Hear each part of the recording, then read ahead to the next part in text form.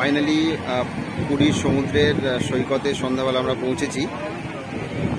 কি অপূর্ব মনোরম পরিবেশ, দারুণ একটা পরিস্থিতি এখানে, খুব ভালো লাগছে।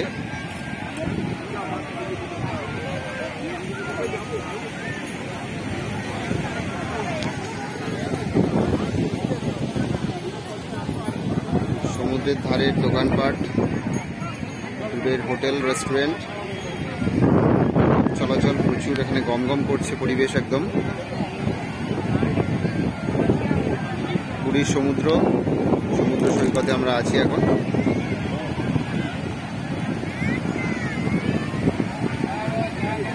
প্রচুর দোকানপাট, মানুষের ঢল,